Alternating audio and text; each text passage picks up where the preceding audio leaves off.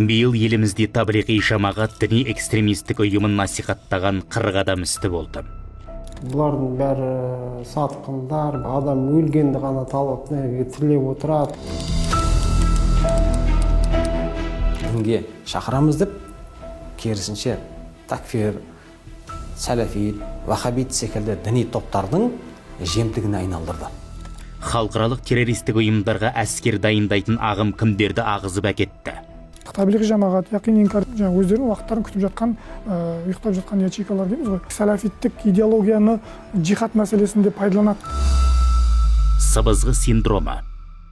Ал Талдықорғанда діни сауаты жоқ азаматтарды арбауына түсіріп, санасын улап келген таблиғи жамағат. Арестовали еще одного члена запрещенной в Казахстане организации Таблиғи Джамаат. Елімізде тыйым салынған діни экстремистік ұйымның мүшелеріне қатысты сот үкімі шықты.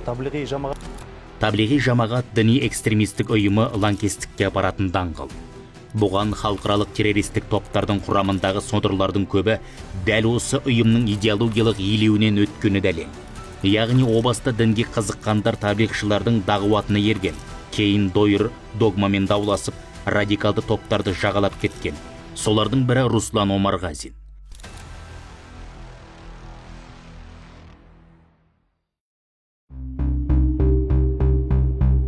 Ең алғашқы таблиғи жамағаты бар жерде сақалдар бұлай бастарында сәлде жүреді ғой, бұлай ақ киім киіп жүретіндер. Сіз как жылан сияқты боласыз. Сыбызғыны ойнатып тұрады ғой, сол кезде жылан бүйтіп, соны арбалып тұрады ғой, не істерін білмейді. Сол сияқты болып қаласыз. Өйткені аналардың музыкасы жаңағы сыбызғыдан шығып тұрған. Сізді арбап жібереді просто. Мен солай таблиғта жүрдім. Таблиғи жамағат ұйымы 1926 жылы Үндістанда пайда болды. Негізін Мәулана Мұхаммед Ильяс әл-Хандахлауи деген азамат қалаған. Ол сауатын медреседе ашып, кейін таблиғи жамағат ұйымын құрған. Орталығы Дели қаласы. Пәкістанның Карачи, Лахор қалаларында үлкен бөлімшелері бар. Медреселік жүйесінде көптеген өзгерістер пайда болды қазір.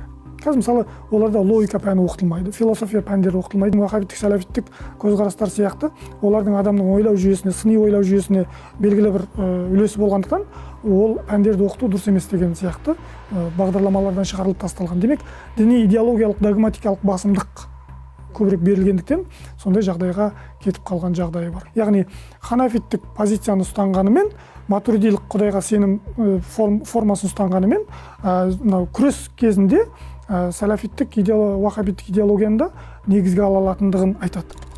Ағым атауы араб тіліндегі әт-таблиғ сөзінен шыққан, жеткізу, тарату деген мағынаны білдіреді.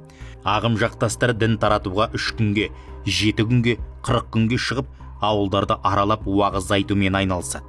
Негізгі 4 айлық сапарлар кезінде Үндістан, Индонезия және Пәкістан елдеріне кетеді. Алланың дініне шақырамыз деген жалаң ұрандары дінге шақыру емес, өздерінің қатарларын көбейтуге бағытталған.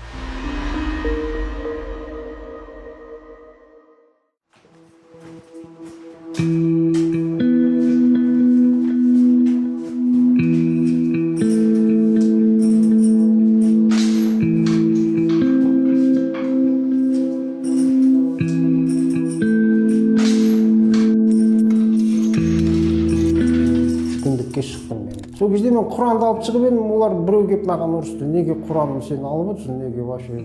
Біздің кітап, фазайлы амал. Ол міне сол амалда бәрі бар. Мен таңғалдым, қалай сонда мен. Содан олар былай деп айтты. Негізінде Меккеге қажылыққа барғанша, одан да мына неге барған артық деді. Индия, Пакистанда үйретеді ғой сол. Таблиғтар ғылым мен білімге мән бермейді. Құран жаттауға құлықсыз. Демек жақтастарын рухани мәңгүрт етеді. Масылдыққа тәрбиелейді. Тікелей терроризмге шақырмағанмен лаңкестер ордасына сүйрейді. Сондағы мақсат не? Таблиғта жүрдім. Шын айтсам, бұлардың кейбір істері маған ұнамай қалды. Сәләфидікті көрдіңіз бе, маған ұнағаны дәлме-дәлдік. Мен ақиқатты іздеп жүргенде, адасып таба алмай жүрген ақиқатым міне осы екен ғой дедім. Намазхан емес адамдар бірдеңе проблема болса, еврейлерді кінәлайды ғой. А біз өзақ имамдармен біздің мына мемлекетте, мына бәрін кінәлайтын болды. Бәрін қанау керек, бәрін езгілеу керек, өздеріміз ғана біз солай тұру керек. Ал енді таблиғ жамағаттың кемшілігі, бұлар айтайық, бір ауылға барады да, сізге насихат жасады да кетті, болды. Ал ары қарай сізді олар қайтып көрмейді. Көру ықтималы өте төмен. Сонда сіз санаңызда дінге қатысты түрлі сұрақ туындайды. Сонда сіз не істейсіз?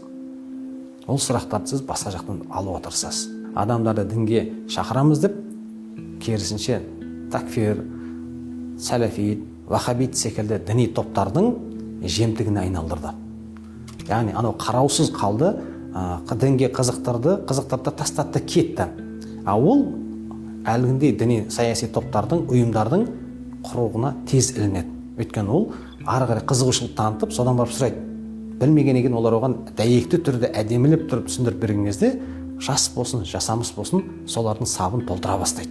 Таблиғ жамағат оларды былайша айтқан кезде балықты жағаға шығарып берсе, ар шетін қуырып жеуді қалған жаңағы діни ұйымдардың, діни топтардың, ағымдардың еншісіне қалдырып кетті. Жағада қалған шабақтың күйін кешкен Руслан қазір абақтыда. Сұрақтарына мардымды жауап таппай таблиғтардан такфирлік топқа ауысқан. Қоғамды айыптап, іштегі ішпенділікті уытты уағызбен қайраған. Сыбайластармен бірге қалталы азаматты өлтіріп, дүние мүлкін қолды етпек болған. Бірақ діттеген мақсаттарына жетпей тұтқындалды.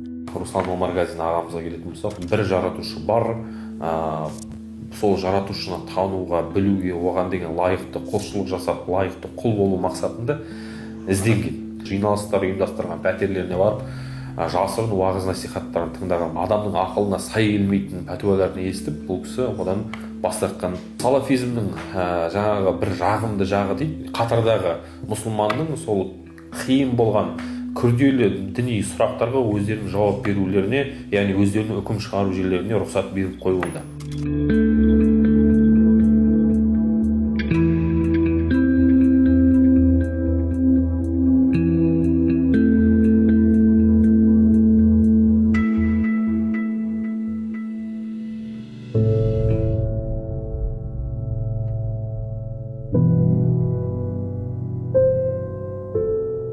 Радикалды көзқарасты ұстанған адамның тура жолға бетін бұру үшін ең алдымен оған дұрыс диагноз, яғни оның қай жерінен қандай қате кеткендігін анықтап білуіміз керек.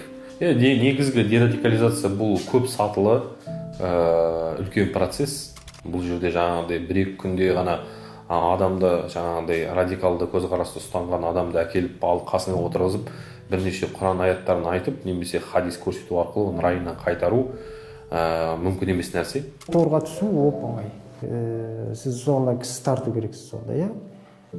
Оған тартқан сайын сізге бонус түсе береді, ақша түсе береді, иә, мысалы үшін. Амында сіз тартқан сайын сіз өзіңізді мен сауап жинап жатырмын деп есептейсіз. Сауап. Менің бонустарым о дүниеде. Мен көп нәрсені жоғалтып алдым. Егер де бұл идеологияны ұстанбағанымда мен мүмкін басқаша болар едім қазір.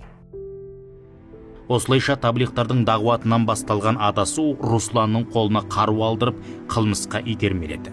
Отбасы ойрандалып, жақыны жат болды. Бірақ ол қазір өзінің сыбызғыға арбалған жыландай сиқырдың соңынан еріп, жат сенімнің қолшоқпарына айналған түсінген. Ең бастысы да сол. Өйткені қателікке ұрынғанын білген адам үшін өмірін қайта бастауға әрдайым мүмкіндік бар. Русланның ендігі бар мақсаты да қайта үйірін табу.